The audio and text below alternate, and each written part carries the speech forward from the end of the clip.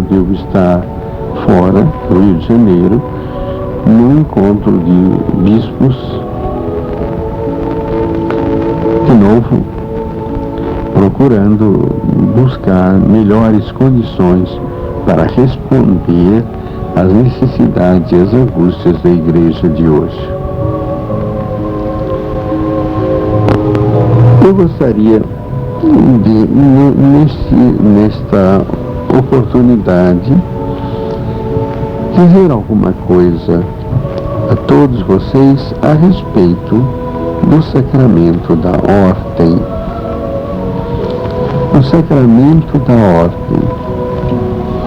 O sacerdócio é, na verdade,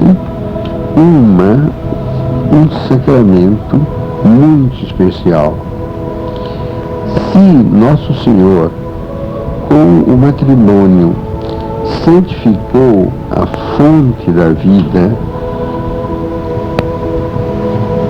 física, com o sacramento da ordem, ele deu aos homens condições especiais para transmitirem a vida do Espírito. Por isso o sacerdote é chamado padre, e padre quer dizer pai. E é pai por quê? Porque afinal ele também dá a vida. No fundo, nós sabemos que a vida física nasce da carne e do sangue. E ao passo que a vida espiritual nasce da água e do Espírito Santo. E o instrumento da comunicação desta vida é precisamente o sacerdote. Eu me recordo, inclusive, uma vez na minha paróquia, lá em São Vicente, que num daqueles dias de batismo, era um domingo, não havia missa à tarde, nós lá nos dividíamos, os vigários celebravam os batismos num domingo e o coadjutor fazia os registros, e no outro domingo ele registrava e o coadjutor batizava. Era a minha vez de fazer os registros nos livros de batismos. Mas uma senhora ficou lá esperando. E eu levantei os olhos e disse: minha senhora, o padre vai começar a batizar. E ela me disse: não, o senhor é que vai batizar. Eu falei: não, mas hoje não é, hoje é o dia do vigário. Mas eu quero que seja o senhor. Porque essa criança eu ia matar e o senhor não deixou. Então o senhor é responsável por ela. Foi um momento assim muito especial em que realmente eu me senti pai. Pai de uma vida que não existiria se Deus Nosso Senhor não tivesse usado do meu sacerdócio. A palavra ordem, como diz o Catecismo, na página 364, ela na antiguidade romana designava corpos constituídos no sentido civil, sobretudo o corpo dos que governam. Ordem, então seria a ordem dos advogados, a ordem dos médicos, mas também a ordem dos juristas e ao mesmo tempo a ordem dos legisladores, a ordem da administração. E a ordenação significava exatamente a integração na ordem, isto é, a colocação de uma pessoa dentro de um sistema de governo. Na igreja há corpos que são constituídos e que a tradição chama, desde o início, de ordem, por exemplo, dos bispos. Seria então a ordem dos presbíteros, ou então a ordem dos diáconos. É o corpo conjunto daqueles que exercem esta determinada função.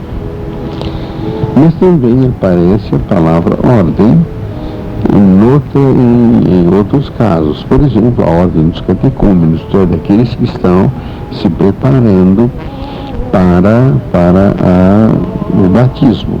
Ou então a ordem das virgens, aquelas que se consagram plenamente ao serviço de Deus e dos irmãos mais pequeninos. A ordem dos esposos, também havia a ordem das viúvas, quer dizer, no fundo seria aquele conjunto que constitui um verdadeiro organismo. E cada momento em que a pessoa entrava a fazer parte desta ordem, as viúvas, então as virgens, era marcado por uma ordenação, um rito chamado de ordenação. E nesse momento ou se consagrava, ou então se abençoava, ou então, caso havia um verdadeiro sacramento. O sacramento, a palavra ordenação hoje é reservada aos bispos, aos presbíteros, sacerdotes e aos diáconos. Não é apenas uma eleição, uma designação, uma delegação pela comunidade, mas é um poder sagrado que vem do próprio Cristo, através do Espírito Santo, na sua igreja. E ao mesmo tempo a ordenação é chamada também consagração. Porque o que quer dizer a palavra consagração? Quer dizer colocar à parte, reservar para uma determinada função. E é por isso que desses ritos de ordenação sempre há alguma coisa de especial que marca aquelas pessoas que são consagradas. E de que é feita esta ordem? Em primeiro lugar, da imposição das mãos do bispo. Isto é bem visível em não só o Antigo Testamento, quando os sacerdotes, particularmente o sumo sacerdote, impunha as mãos, mas também no Novo Testamento os apóstolos com frequência impõem as mãos. E São Paulo, falando a Timóteo, diz exatamente isto: não imponhas as mãos com leviandade ou com facilidade. Quer dizer que é uma coisa extremamente séria, que por isso precisa ser feita com toda a seriedade. O sacerdote na Antiga Aliança, que fez com que o povo de Israel fosse chamado um reino de sacerdotes, uma nação santa, abrangia-se, por assim dizer, todo o povo, seria um povo sacerdotal. Ao mesmo tempo, dentro deste povo, Deus escolhe uma tribo, a tribo de Levi, que vai ser reservada para o trabalho litúrgico.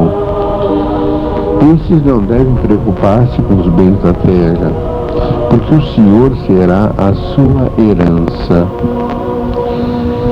Os sacerdotes aí, como vai dizer, por exemplo, a Epístola aos Hebreus, capítulo 5, versículo 1, são constituídos para intervir em favor dos homens em suas relações com Deus, a fim de oferecer dons e sacrifícios pelos seus pecados.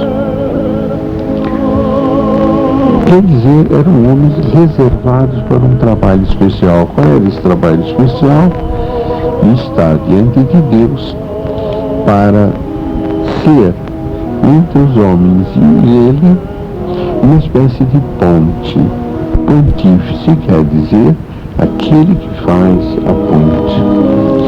Eu creio que nesta altura se começa a entender a importância, a seriedade e a grandeza do sacerdócio. Vamos rezar pelos nossos sacerdotes.